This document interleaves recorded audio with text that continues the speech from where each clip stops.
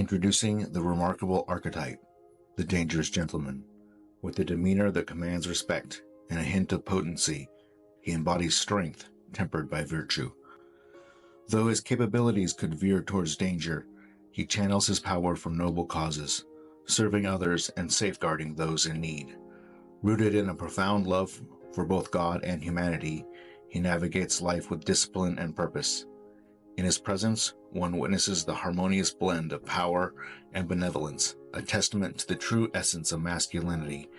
Step into the world of the dangerous gentleman, where strength is wielded for righteousness, and discover a captivating embodiment of honor and valor.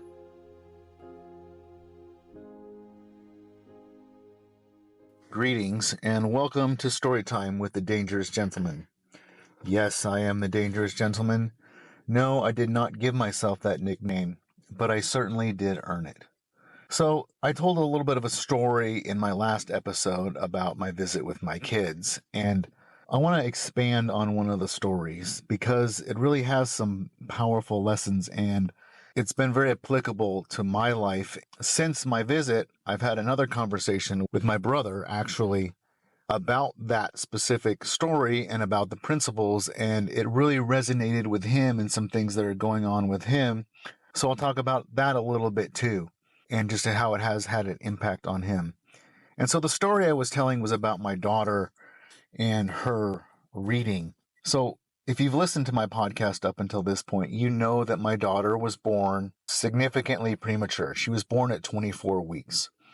And one of the things that happens with kids that are babies that are born that early is that they can have a tendency to have a condition where they can go blind if certain things are not handled. If their oxygen levels get too high or too low, it can cause, it's called retinopathy of prematurity.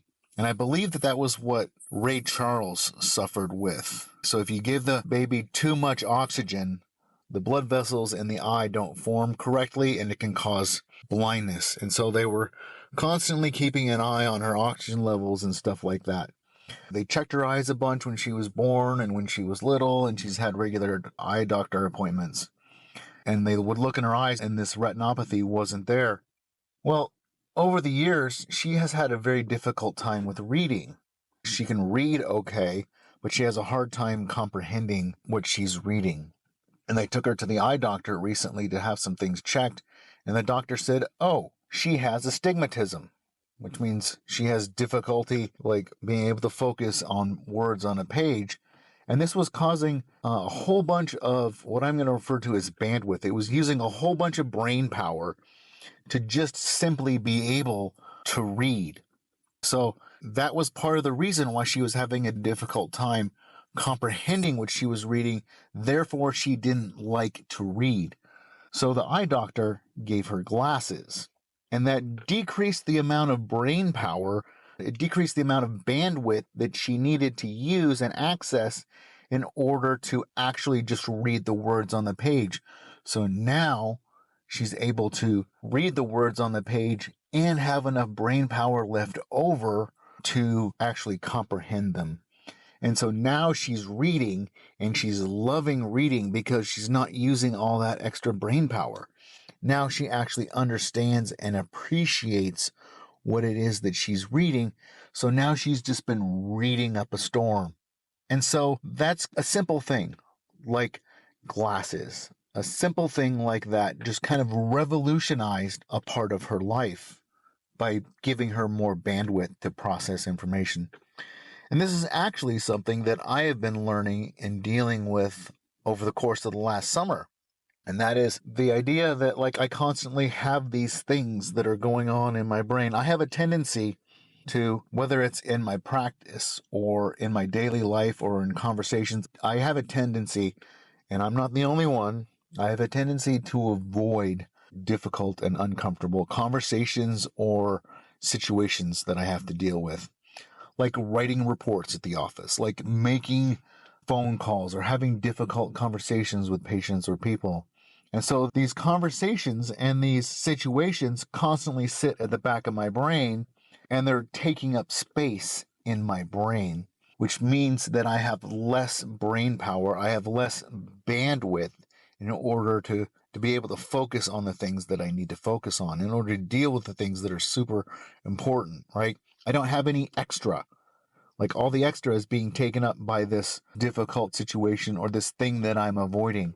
And so I've been learning, and I've been actually intentionally practicing having a conversation with myself every single time I feel drawn into a distraction, every single time I feel drawn into just mindlessly scrolling or watching something on my phone or on the computer, to be able to just, okay, this is what I am doing. Why am I doing this? And what is the difficult thing that I am avoiding by doing this other thing? And instead of allowing that thing to just sit there, I look at the stack of files that need reports in my inbox. Rather than having those files, those reports, take up space subconsciously in my brain, I just reach over to the shelf and grab the one on the top and write the report or make the phone call or do whatever it is that I am avoiding. And then all of a sudden, I have more space in my brain to be more productive, to be more connected with my patients. Because I would distract myself, right? And I know that I want to be a high achieving person, but I have this thing that's lingering. And so I would allow it to linger in my brain, and then I would distract myself by being on my phone. Well, now being on my phone is keeping me from being who I want to be, right? To be the high functioning, the high octane, whatever you want to call it, the person who really gets stuff done. And now is starting to compete. This idea that here I am distracting myself from being who I want to be. And now I have that uncomfortable thing in my brain, which is making me want to distract myself even more, which is making me have more of a conversation about how distracted I am and how I'm not being who I need to be. So it's this perpetual, constant cycle of having these things that I don't want to deal with, that are contradictory to who I want to be, that are taking up space in my brain, that then is also keeping me from who I want to be. So it's this vicious cycle of just not dealing with stuff. And so why not? Why allow all of these things to take up space when I could just simply reach over and grab the file, or reach over and grab the phone, or send the message, and then have that much more space to deal with the things and to push myself to who I really want to be. And so as I've put more and more effort into this, again, I'm not perfect at it, but as I've put more and more effort and energy into dealing with the uncomfortable things and then freeing up space, I've watched my practice grow.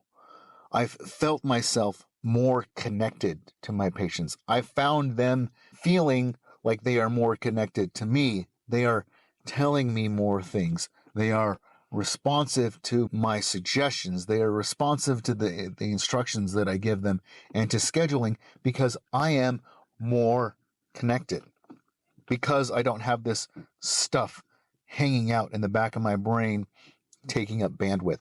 And so I was talking to my brother just a couple days ago, and he was telling me about this situation. He sent me a message. He said, so I had this crazy situation come up and I really messed up and I got to deal with it. And so I need to kind of talk it through. And I'm not going to get into the details of what it was, but it had to do with some broken relationship and some broken trust that he had with a friend of his. And it was his fault. So he knew that. But part of the issue is that over the course of the last week or 10 days that this situation had been going on, he knew that he needed to deal with it, but he wasn't dealing with it. And so it was taking up space in his brain. And so he wasn't as focused as he needed to be. He wasn't able to put the energy into the things that he needed to. And he was struggling with the idea of wanting to do self-destructive behavior. He was not eating good. He was not sleeping good. He was mindlessly scrolling on his phone. See, there's a theme there. When we're distracted, when we have things that we haven't dealt with, we have a tendency to want to distract ourselves. And so this is what he was doing. So he wasn't participating in conversations. So even while he was at work, his brain was elsewhere. And it wasn't even intentionally elsewhere. It was subconsciously still trying to process through this difficult situation. And then, as these situations do, it came to a head a couple of days ago. But he isn't the one that brought it up. It had to come to him.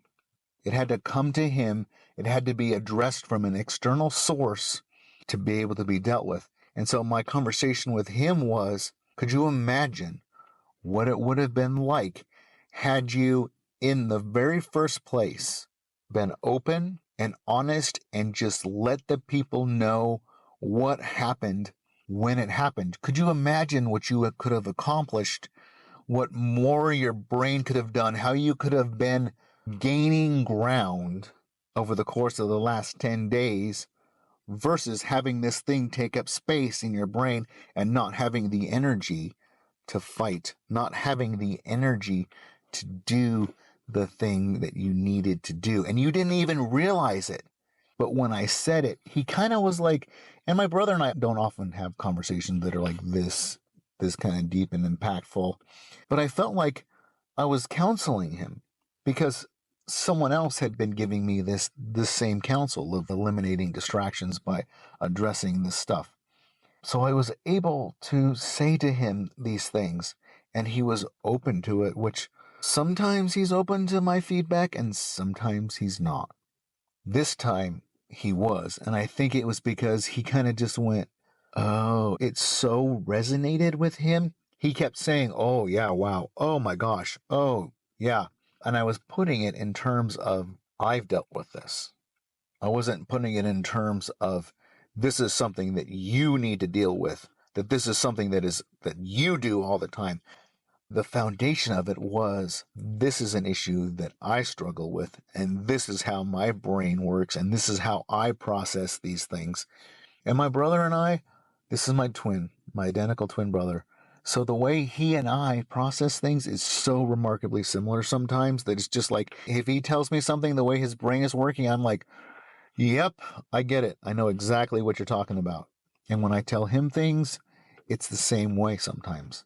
And with this particular thing, it was just like, oh my gosh, wow, yeah, I get it. I see it. Wow, I could have had all this more time, all this more energy, all of this more bandwidth to deal with other things and to be productive and to be able to move forward in my life. And so with the story with my daughter, like, she got glasses and it increased the amount of bandwidth she had in order to be able to read better and process information.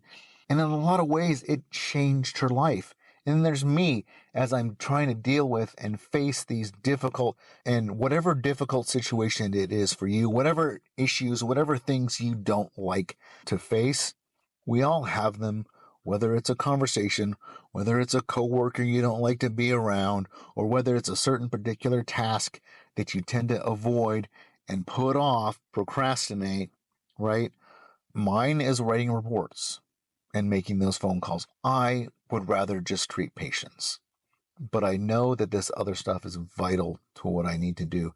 And when I started to free up and just, rather than avoid those things, pick up the file, pick up the phone and deal with it and clear that bandwidth so that I can focus it on other things, I have seen remarkable growth in me, both personally and professionally.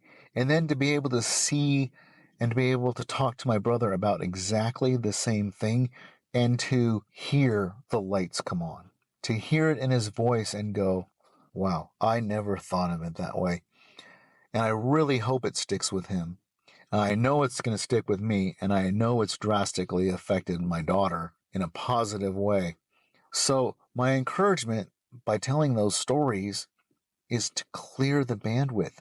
I know we don't like to face those uncomfortable things, but would you rather sit there and have that uncomfortable thing hang over your head and take up space until it either goes away because of neglect or comes to a head in some form of confrontation? Would you rather have it come to a head? Would you rather have it hang over you? Or would you rather just get it out of the way so you deal with it in 5 minutes, or it could hang over your head for hours, days, weeks, months. And then it's taking up space and it's keeping you from accomplishing what you were put on this earth to do, what God put you on this earth to do, right? It's almost like He designed us this way. It's almost like He designed us to face uncomfortable situations so we can learn and grow. And if we can get past this idea that these things are negative, because 9 times out of 10, those difficult things that we're avoiding, those difficult things that we're trying to stay away from, most of the time, they are nowhere near as bad as we expect them to be. Like you go have that difficult conversation, and it's not even a difficult conversation. It's just like any other conversation. But now it's dealt with. Now it's off the table. Now you can move on with your friendship. You can move on with your relationship. You can move on with some of these things. So whatever I have personally right now, I have a difficult conversation that I need to have with a couple of people. And I admit I'm putting it off. I know, and yes, if I dealt with it, it wouldn't be hanging over my head. But I also, in this particular situation, I have to be able to set aside a certain amount of time to have the conversation. But I know that when I have it, it's going to free up space to be able to do more and to have my brain power and my mind and my spirit open to some things that I know that God wants to say, and some things that God wants to do. And He has more for my life. And when I can start to deal with this one particular situation and then others, it's going to free up that bandwidth, right?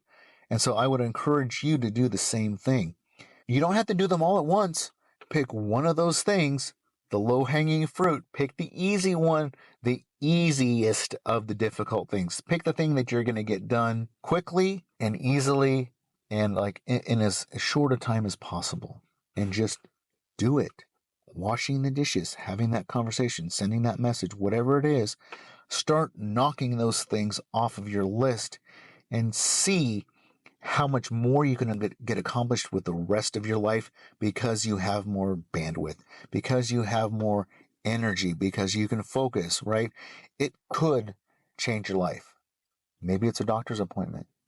I don't know what it is for you. I know what it is for me.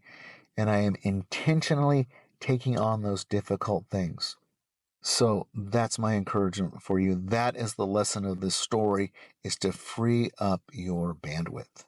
Give yourself the time, give yourself the opportunity to not let those things hang over you, but get them out of the way and see what God can do. So if you like this content, please give it a rating, a review, and share it with your friends. Also, if you'd like to learn a little bit more about me and what I'm all about and what I can maybe do for you, check out my website at thedangerousgentleman.org. That's thedangerousgentleman.org. Thank you for listening.